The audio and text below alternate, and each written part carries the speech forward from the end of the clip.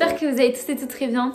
Aujourd'hui on se retrouve pour une nouvelle vidéo. J'espère vous toucher avec cette vidéo, vous faire prendre conscience de plein de petits trucs aussi. Et c'est vrai que cette année, comme je vous l'ai dit dans ma précédente vidéo, d'ailleurs merci pour vos retours et tout, ça m'a fait trop plaisir. Je suis trop contente de savoir qu'il y a toujours un petit cocon qui kiffe regarder mes vidéos. J'espère que celle-ci vous plaira et pourra en aider beaucoup aussi parce que je trouve que c'est important d'en parler et qu'on n'en parle pas assez de ce sujet. Le sujet des études, c'est un sujet qui fait très clairement débat, on va pas se le cacher. C'est déjà compliqué de trouver des études qu'on aime. Et quand on a la chance de pouvoir faire les études qu'on aime et d'être accepté, parce que ça encore c'est notre histoire mais je vais en parler, parfois le côté psychologique prend le dessus et on se demande si notre morale doit passer au-dessus des études ou alors on doit le mettre de côté parfois. Et c'est vrai que c'est une question que je me suis longtemps posée. Je sais pas du tout combien de temps la vidéo va durer, dans quel état je vais être parce que c'est un état un peu compliqué de parler de ça puisque c'est encore tout chaud dans ma tête. Pour ceux qui le savent pas, on va faire un petit débrief déjà de moi et mes études. Je vais vous parler vraiment de mon expérience mais je pense que beaucoup de personnes vont se reconnaître là-dedans. Pour vous resituer, si vous me connaissez pas, je m'appelle Athénaïs, voilà.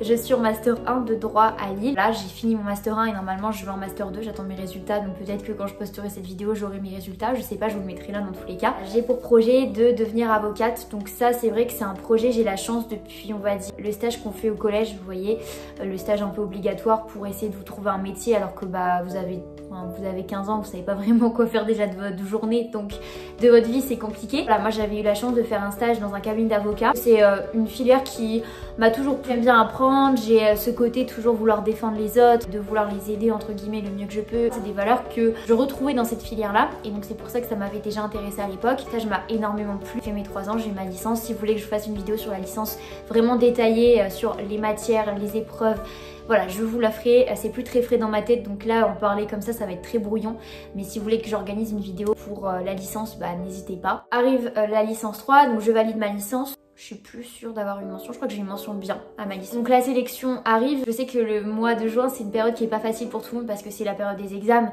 donc je suis de tout cœur avec vous. Si vous passez le brevet, le bac, peu importe, vous passez vos épreuves parce qu'il y en a encore en études sup qui passent leurs épreuves, etc. Je pense fort à vous, je croise les doigts, croyez en vous, c'est le plus important et mettez toutes les chances de vos côtés.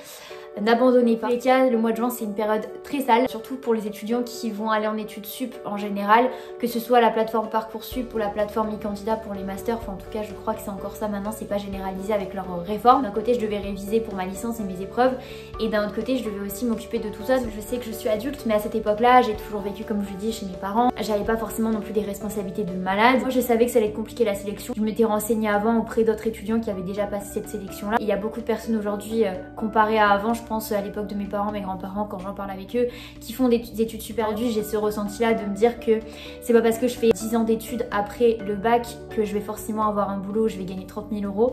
En tout cas, je pense qu'aujourd'hui, il faut se voir comme ça. C'est compliqué de trouver du travail, même si on a 5 ans d'études, 7 ans d'études. Le monde du travail, c'est un monde qui est rude aujourd'hui, qui est compliqué. Parce que quand on a la chance d'en avoir un, il faut vraiment le préserver. Bien sûr, il faut l'aimer, parce que se réveiller tous les jours avec cette angoisse de dire j'aime pas mon métier, c'est vraiment une de mes phobies. Vraiment, j'ai très peur de me dire ça tous les matins. Donc c'est pour ça que j'essaye aussi de me visualiser dans la vraie vie en faisant des stages, etc. Parce que c'est vrai que le côté théorique, c'est très différent du côté pratique quand vous faites un stage. Donc je vous conseille déjà vraiment de faire des stages si vous êtes en tout cas en droit ou dans n'importe quel domaine, parce que quand vous apprenez vos cours et que vous voyez vraiment la réalité, c'est complètement différent. Si je reviens à mon parcours, est venue ma sélection, donc c'était juin 2021.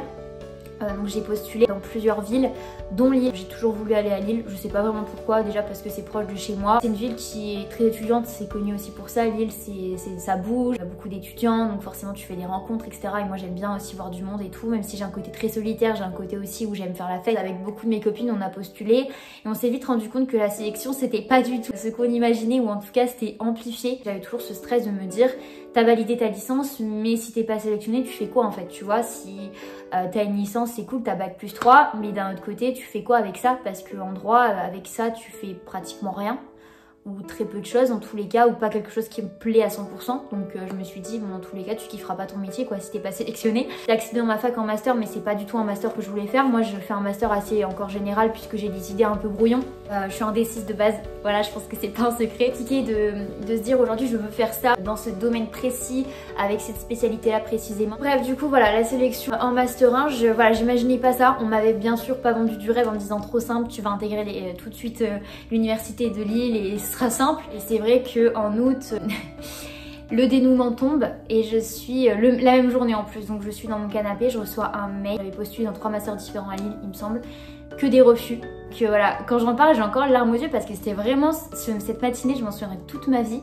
C'était horrible quoi, j'ai fait que pleurer et je me suis dit t'es nul, voilà, tu vas rien faire de ta vie. Vraiment j'ai les larmes aux yeux, mais c'était ça en fait. C'était vraiment des coups de massue, surtout ce sentiment là qui me rend triste, de me dire que j'ai toujours entre guillemets eu la chance de tout réussir du premier coup. C'est vrai que j'ai jamais vraiment redoublé, j'ai jamais vraiment connu entre guillemets d'échecs dans ma vie. Enfin vous voyez ce que je veux dire, quand vous réussissez tout et que c'est fluide, que vous êtes dans la continuité de vos études sans échec, sans obstacle, et que là vous avez un premier obstacle qui vous fait mal parce que ça vous rapproche de votre métier mais en même temps ça vous en éloigne là d'un coup. Donc c'est pour ça, j'étais vraiment très mal, j'étais acceptée dans le master de ma ville, mais c'est pas ce que je voulais faire quoi. Après dans tous les cas je l'aurais fait et j'aurais trouvé un autre moyen de faire ce que je veux, parce que même quitte à faire 2 ans en plus, je veux faire ce que je veux et je veux me réveiller tous les jours. En tout cas moi c'est ce que je veux, en me disant certes il y a l'argent qui compte, mais tu kiffes ce que tu fais et les journées passent et tout. Et c'est vrai qu'il y a une méthode qui existe et c'est cette méthode là que je vais vous parler aujourd'hui, ça peut vous aider. C'est surtout mon père et une de mes copines qui m'ont poussé à faire ce qu'on appelle une lettre, je sais même plus comment ça s'appelle. Je perds mes mots, tellement c'est pas organisé. En fait quand vous êtes refusé, vous pouvez faire une lettre où ils vont revoir votre dossier en fait. Une lettre en fait dans laquelle vous allez remotiver votre dossier et vous allez l'envoyer au directeur de la fac, donc moi la fac de Lille. Ça veut pas forcément dire que vous allez envoyer cette lettre, vous allez être prise. Pas du tout. Ce que j'ai vu avec tellement la sélection qui était énorme et tout, ils regardaient les notes et si t'avais pas au-dessus de 15 par exemple, ils ouvraient même pas ton dossier, ils regardaient même pas ta lettre de motivation. Alors que je sais très bien que les notes c'est super important, ça fait la réputation de la fac et c'est aussi pour ça qu'on est sélectionné, c'est parce que ils sélectionnent des étudiants pour représenter leur fac et avoir des résultats bien évidemment qui soient à la hauteur de l'image de la fac. Et d'un autre côté je trouvais ça dommage aussi de me dire que on était beaucoup d'étudiants et que parfois il y a des personnes qui ont 15 de moyenne mais qui ont pas cette motivation qu'une personne qui a par exemple 13-14 de moyenne a, tu vois. C'est sur ça aussi que j'ai poussé ma lettre. C'était une lettre vraiment que j'aime beaucoup. Voilà, en fait j'ai l'impression que j'ai déballé mon sac un peu. Ça m'a fait du bien, bien sûr dans les formes puisque vous l'envoyez quand même à quelqu'un d'important dans la fac, donc c'est votre seule chance entre guillemets d'être relu par cette personne, donc faites attention à ce que vous dites. J'explique tout ce que je viens de vous dire là, que certes les notes c'est important mais la motivation je trouve que c'est primordial aussi. Elle est motivée et qui en plus qui veut peut faire des miracles. J'envoie cette lettre sans vraiment grande conviction et donc j'attends. Moi je me prépare à ma rentrée dans ma ville en fait. J'imagine pas que ma vie va changer. Début septembre arrive, le 1er septembre, je reçois un appel, sachant que moi faut savoir que je suis toujours en ne pas déranger et tout, donc je ne réponds pas. Je vois le numéro et en dessous c'est marqué la ville généralement et là je vois Lille. Je me dis bizarre, un numéro de Lille qui m'appelle. Suspect quoi, ça m'est pas arrivé des vacances, là ça m'arrive, bizarre. Je pense qu'au fond de moi je savais que c'était la fac de Lille tu vois qui m'appelait et je vais voir mes mails aussi et là j'ai envie de pleurer parce que j'ai une vidéo, je sais pas si je vous la mettrai là, si j'aurai le courage de vous la mettre, où je regarde le mail en fait et je vois en fait que je suis prise à Lille, voilà, qu'ils ont relu mon dossier, que ma lettre les a convaincus et que du coup ils ont ouvert mon dossier qu'ils n'avaient pas ouvert de base, ils ne l'ont pas caché. C'est prise grâce à cette lettre, donc déjà faut pas abandonner, c'est le premier conseil que je vous donne et vraiment s'il y a plein de possibilités, faites toutes ces possibilités là. Si vous vous dites que c'est de la merde et qu'il y a personne pour vous soutenir comme moi on m'a soutenu, faites-le quand même. Voilà, si vous dites que c'est qu'une lettre et que ça va pas être ouvert, au final regardez, c'est la preuve que si. J'ai tout de suite appelé mon père et appeler ma mère après, mais j'appelle mon père déjà parce que j'ai l'impression que c'est grâce à lui aussi, tu vois. Putain c'est ouf de pleurer autant, c'est pas possible. J'ai la chance d'être grave soutenue, franchement, c'est pour ça. Ça m'émeut. C'est vrai que la réaction des parents, c'est incroyable quoi. C'est dans ces moments-là où vous vous rendez compte, parfois vous vous dites putain, vous avez toujours parfois la rage contre vos parents sur certains moments ou certains moments de votre vie où vous vous dites ils vous ont trop chouchouté ou ils vous laissent pas assez libre et tout. Et dans ces moments-là vous vous dites vous avez de la chance quoi d'être tombé sur une famille comme ça. C'est horrible là, faut que je reprenne ma voix. Il réfléchit même pas à me dire c'est le 1er septembre, c'est trop tard, enfin on va galérer. Il est trop content pour moi, il me dit commence à faire tes démarches tout de suite et j'étais trop contente. Je crois que c'était vraiment l'euphorie de me dire que je vais faire quelque chose qui me plaît. J'ai postulé, j'ai réussi, j'ai persévéré, j'ai réussi quoi. Et c'est une satisfaction qui est indescriptible en fait. C'est la première fois que ça m'arrivait ce sentiment-là. Et les jours j'ai eu le stress qui a commencé à monter parce que voilà, je connaissais personne donc forcément tout ce qui est niveau inscription c'est une galère sans nom pour s'inscrire. Dans une fac, il y a l'inscription administrative, pédagogique, des mots de passe de partout. Vraiment vivement qu'il y ait une réforme claire et nette parce que déjà rien que pour s'inscrire et candidater avec toutes les plateformes e-candidats, une plateforme vraiment qui soit commune à toutes parce que c'est horrible. On va pas se le cacher, avec 15 000 mots de passe si tu le perds t'es foutu. J'ai été dans un mood où forcément tu commences à te poser des questions sur ta nouvelle vie parce que moi j'ai jamais été seule comme je l'avais dit dans ma précédente vidéo, j'ai toujours habité avec mes parents, avec mon frère. Genre vous avez vos potes qui vous proposent de faire un truc mais Vous avez juste envie d'être seul parfois, vous voyez, et moi c'est un sentiment qui existe chez moi et qui existe je pense chez la plupart des gens. Vous kiffez être avec des gens, vous kiffez la fête, moi je suis vraiment la première fêtarde à faire n'importe quoi et tout. Mais d'un autre côté, parfois j'ai besoin aussi d'être seule avec moi-même et je pense que c'est un sentiment qui est bien. Il faut toujours avoir des moments avec soi.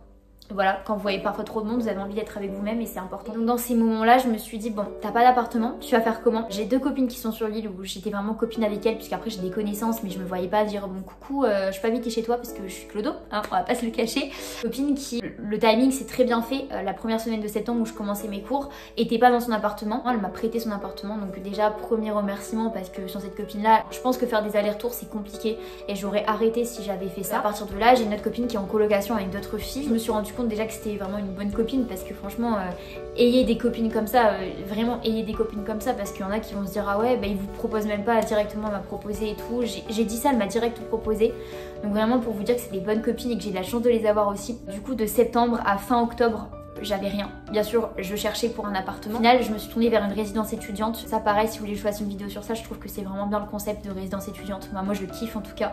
Je préfère ça qu'avoir des voisins de 80 ans qui râlent tous les 2 minutes. Vous voyez ce que je veux dire? On est tous des étudiants et tous dans le même bateau. On a tous un respect l'un envers l'autre parce qu'on fait tous des études.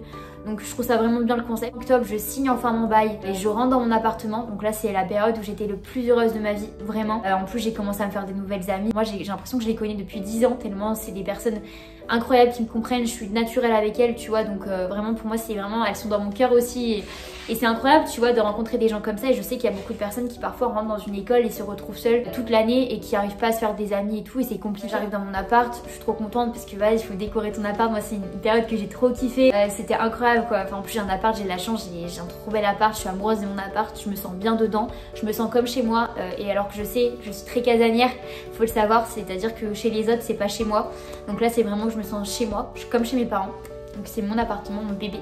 J'aime trop. Cette année s'est déroulée, est arrivé donc en Master 1, la période des examens du premier semestre. C'est une période déjà compliquée parce que c'est très dur, voilà, on va pas se le cacher. Mais le premier semestre c'était pas le pire, tu vois. Toute l'année passe, il se passe tellement de moments incroyables, je vis ma best life à Lille. J'étais dans un mood tellement heureuse. Et c'est vrai qu'il est arrivé le mois d'avril où on a commencé les révisions pour le second semestre, les partiels du second semestre, sachant que là il y avait plus l'histoire du Covid et tout, donc c'est vrai que il y avait plus d'épreuves en distance, c'était vraiment présentiel, donc j'avais 8 matières complètes à apprendre. Ça vous paraît rien, mais quand vous avez 8 matières avec 100 pages, bah, je vous laisse faire le calcul, c'est assez rapide et c'est énorme pour un cerveau.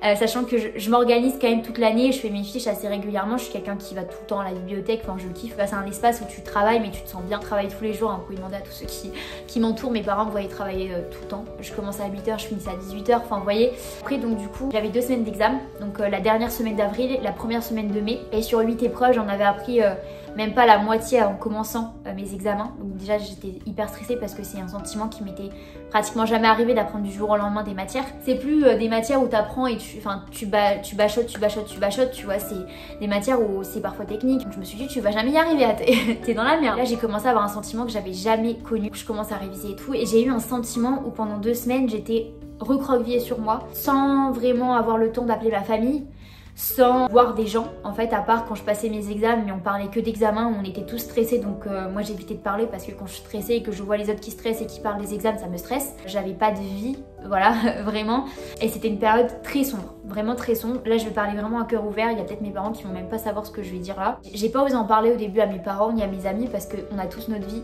et moi j'ai un sentiment où j'ai pas envie d'embêter les autres en fait quand je ressens des choses négatives. Je suis quelqu'un d'assez positif quand même, c'est-à-dire que quand je suis pas bien, je vais pas le dire, je vais le cacher et c'est pas bien de faire ça. Voilà, si vous êtes pas bien, parlez-en. Et même si vous avez l'impression que les personnes autour de vous vont pas comprendre, si c'est vraiment des personnes qui vous aiment, qui vous estiment dans leur vie, ils vont comprendre. Ils vont essayer de comprendre dans tous les cas. À la fin de ma 2e semaine où j'ai dû vraiment passer des nuits blanches à apprendre, ça en droit je savais que ça pouvait exister, tu vois, parce qu'il y a beaucoup de choses, c'est très conséquent, c'est hyper passionnant mais c'est beaucoup de travail. Faut vraiment être organisé, plus que l'organisation, vraiment. J'ai fait des nuits blanches à réviser, à me coucher à 2h, à me lever à 5h du matin alors que j'avais mon examen à 8h. Enfin vraiment c'était du n'importe quoi, mais j'étais obligée, sinon je me disais en fait j'ai le syndrome de la copie blanche aussi. Sinon j'ai 0 et j'ai pas mon année. Déjà dans tous les cas avec un 0 t'as pas ton année, donc compliqué. J'ai craqué, j'ai appelé mes parents. Les derniers jours d'examen, j'avais 2 examens la même journée, j'avais pas appris, je devais apprendre du jour au lendemain. De 16h à 5h du matin j'ai appris, enfin bref c'était vraiment n'importe quoi. J'appelle mes parents et je leur dis vraiment que j'en peux plus. Je suis pas encore dans la phase où je comprends que c'est une mini dépression. Je suis dans la phase où j'ai juste envie que ça se finisse, que je fasse la fête, que j'en parle plus, que j'oublie tout, tu vois. Je suis dans cette phase-là. Je suis un peu dans le déni aussi de me dire j'ai tellement de choses à apprendre. Mais je me dis toujours dans mon coin de ma tête, c'est ce que t'aimes. Tes parents sont fiers de toi, mes grands-parents aussi. Et oh là, ça me saoule, je pleure encore. Tu peux qu'être fier de toi, tu peux pas les décevoir. Et en fait, je pensais plus à moi, je pensais à ce que les autres pouvaient penser de moi à ce moment-là, à décevoir ma famille, parce que c'est vrai qu'ils m'ont toujours soutenue et j'ai pas envie de leur dire j'ai raté quoi. Pour moi, c'est vraiment impossible de dire ça. Donc c'est vrai que je me suis complètement oubliée pendant cette période-là. C'était 2 semaines, ça peut paraître rien pour une dépression, mais c'était vraiment ça. J'ai appelé mes parents en pleurs, je leur dis je veux abandonner, j'arrête, enfin je peux plus. J'ai envie d'arrêter, genre vraiment je n'en peux plus. J'arrive à réviser à temps, je passe mes 2 examens, enfin j'ai sauvé les meubles en fait on va dire. Et c'est vrai que depuis ce moment-là, où j'ai fini ces cours-là, donc c'était vraiment la semaine du 10 mai je crois, j'ai un sentiment qui n'est jamais apparu dans ma vie. C'est compliqué en fait de décrire un sentiment et j'ai compris que c'était une mini-dépression en me renseignant. J'étais heureuse parce que je suis toujours heureuse, je sortais, je faisais la fête etc. Je vivais mon post-partiel mais j'avais ce sentiment en moi qui fait que j'étais plus pareil qu'avant quoi. J'avais ce côté éteint en moi. Et je comprenais pas pourquoi. Je me suis dit mais en fait t'as tout ce que tu veux, t'as fini, comment tu peux être comme ça en fait. C'est ça que je comprenais pas. C'est pour ça que je comprends aussi les gens qui ont tout ce qu'ils veulent mais qui sont quand même tristes au fond d'eux. Tu vois ce que je veux dire? Genre tu peux avoir tout ce que tu veux, tu peux avoir tout l'or du monde, tu peux être milliardaire, avoir un sentiment de vide en toi, tu comprendras jamais pourquoi, tu comprendras pas d'où ça vient et t'as honte d'en parler aux autres parce que ils ont leur vie, t'as pas envie de raconter tes problèmes à longueur de journée. Si tu vois une personne, t'as pas envie qu'elle fasse sa psychologue pendant 3 heures, t'as envie de passer un bon moment avec la personne donc tu te retiens d'en parler. Puis à force tu pleures le soir dans ton lit, tu te recroquevilles sur toi-même, tu dis à des copines que t'as plus envie de sortir, l'extérieur qui comprend que tu vas pas bien et toi-même tu cherches des explications à tout alors que c'est juste que t'es dans une dépression. Ou je vous cache pas qu'une fois pendant mes 2 semaines d'examen, je pense que j'ai eu une fois des idées noires quoi. Et c'est horrible de dire ça et quand j'en ai parlé avec mes parents ça m'a fait tellement de bien d'en parler avec eux. J'avais l'impression qu'ils me comprendraient pas parce qu'en fait vos parents en fait ils vous voient heureuse, ils vous voient vivre et donc je pensais vraiment qu'ils allaient pas se mettre à ma place et au final ils m'ont dit que il fallait pas que je garde tout ça pour moi, que c'était trop dur à porter et qu'il fallait que j'en parle tout de suite. Donc vraiment si vous avez un problème comme ça, parlez-en, voilà. Si vous voulez pas en parler à quelqu'un que vous connaissez, allez voir un psy. Moi j'ai beaucoup hésité à aller voir un psy parce que y a pas de honte. Vous n'allez pas voir un psy parce que vous êtes pas bien mentalement, vous avez un problème, vous êtes fou ou quoi. C'est vraiment... faut pas avoir honte. Je pense qu'aujourd'hui c'est juste quelqu'un d'extérieur qui peut vous comprendre à 100%, qui vous connaît pas. Et moi c'est ça que j'avais besoin en fait. C'est quelqu'un de neutre qui me connaît pas mais qui comprend en fait. C'est la chance parce que je suis comprise à 100% depuis toujours. Donc voilà, j'ai la chance d'avoir des amis qui me soutiennent, qui me comprennent, qui se mettent pas forcément à ma place parce qu'on peut jamais être à la place d'une personne qui est pas bien mentalement parce qu'il y a qu'elle qui peut comprendre. Encore moi j'ai du mal à comprendre ce que j'ai eu mais sur le moment je pense que ça m'aurait fait du bien de prendre peut-être 1 heure ou 2 heures à parler à quelqu'un d'extérieur et de me dire même s'il n'y a pas de bilan juste extérioriser. Parfois ça fait juste du bien. Pendant longtemps je me suis dit tu pleures, t'es une miskine alors que en fait c'est vraiment une force aussi d'accepter le fait d'être triste. C'est pas une honte, c'est pas une honte d'avoir tout ce qu'on veut et de pas être bien. Ça je l'ai compris en faisant un travail sur moi-même et c'est pour ça aussi que j'ai vraiment envie de travailler encore plus sur moi et de me recentrer sur moi et d'arrêter de penser toujours aux autres avant de penser à moi. Je suis toujours dans la psychologie des autres avant d'être dans ma psychologie. J'essaie de comprendre les autres, je m'efforce d'être gentille, d'être quelqu'un de bien et je me dis mais toi est-ce que tu t'estimes être quelqu'un de bien? Est-ce que tu te sens bien mentalement? Et cette période-là m'a fait comprendre que j'étais peut-être pas si bien que ça mentalement tu vois et que j'avais des problèmes. Et avant de régler ceux des autres, règle les tiens tu vois. Et voilà, donc c'est pour vous montrer que j'ai eu une année incroyable parce que j'ai changé de vie et je changerai pour rien au monde ma vie, je kiffe ma vie vraiment mais parfois t'as toujours un sentiment de vide quoi en moi et je savais plus pourquoi je faisais des études, pourquoi j'aimais ça, j'étais surmenée et c'est vrai que ça je pense qu'on l'oublie aussi souvent, c'est à dire que c'est pas parce qu'on est bon travailleur qu'on aime ce qu'on fait et je parle pour les études, pour le travail, peu importe, si vous n'êtes pas bien parlez-en, c'est vraiment le premier conseil que je vous donne. Parlez-en parce qu'il y a des personnes qui n'en parlent pas et on sait très bien parfois que ça finit très mal.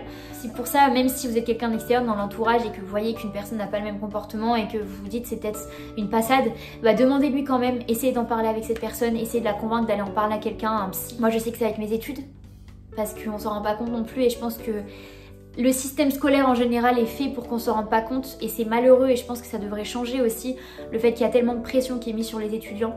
Tu sais que tu vas être surmené ou tu as un stress énorme ou tu as une charge de travail qui n'est même pas humaine quoi, c'est ça en fait. C'est juste qu'on reste des humains, en plus on est quand même assez jeunes et on est plus faible peut-être que quelqu'un qui a encore du recul, qui a travaillé pendant 30 ans. C'est vrai que là actuellement je vais avoir peut-être bac+5 l'année prochaine mais... Au final, je n'ai pas encore travaillé, tu vois, donc j'ai pas encore rempli mon devoir de citoyen, on va dire. Donc c'est compliqué. Et c'est vrai que parfois, tu t'imagines pas que tu peux arriver dans des périodes comme ça. Puis je sais que c'était pas la vidéo la plus joyeuse, mais c'est vraiment, je crois, la vidéo qui est la plus, voilà, qui sort le plus de mon cœur, on va dire, par la cœur ouvert, parce qu'on voit les études comme quelque chose de bien sur le dossier, mais parfois le mental, faut aussi faire attention, faut le préserver, faut pas se bousiller pour des études, même si c'est compliqué à dire parce que si on n'a pas d'études, si on fait pas ci, si on fait pas ça, bah c'est compliqué de s'en sortir parfois. Privilégiez toujours votre mental ou en tout cas mettez-le en avant au maximum. Privilégiez-le, je sais pas comment on dit, bref, faites-en une priorité, pardon. C'est hyper important. Je pense que ça pourra en aider plus d'un. Il y en a peut-être certains qui vont être dans ma situation. Il y a plein de choses à retenir dans cette vidéo. Vraiment, déjà, n'abandonnez pas. Si vous avez un échec, un refus, un obstacle, persévérer dans tous les cas. Si c'est pas la première voie, il y en aura d'autres, parce que si vraiment vous voulez aller sur ce point là, et bah vous allez réussir à y aller même si c'est pas la ligne droite que vous espérez, tu vois. Et s'il y a des petites embûches, et bah c'est pas grave, on arrive quand même à la même destination. Et c'est important de le retenir. Et puis surtout, si vous n'êtes pas bien, parlez-en, c'est super important. Vraiment, c'est la prévention de fou. Mais voilà, au moindre petit problème, il faut pas garder ça pour soi, parce qu'un petit problème plus un petit problème plus un petit problème plus un petit problème, bah à la fin on explose et on va pas bien quoi. N'hésitez pas à vous abonner, à liker la vidéo et voilà, aussi me dire ce que vous faites comme étude. Tiens, si vous faites du droit, bah, si vous kiffez, si vous êtes stressé avec la sélection, vraiment ne vous inquiétez pas, dans tous les cas persévérez, vraiment croyez en vous, c'est super important, n'abandonnez pas. Et voilà, j'espère que vous êtes entourés en tous les cas. Si j'ai envie de parler et que vous connaissez personne autour de vous qui peut vous écouter, moi j'ai cette chance mais certaines personnes ne l'ont pas, donc n'hésitez pas à venir me parler. Voilà, ça restera anonyme, ça restera entre nous. Voilà, je vous fais d'énormes bisous, je vous dis à très vite pour une prochaine vidéo.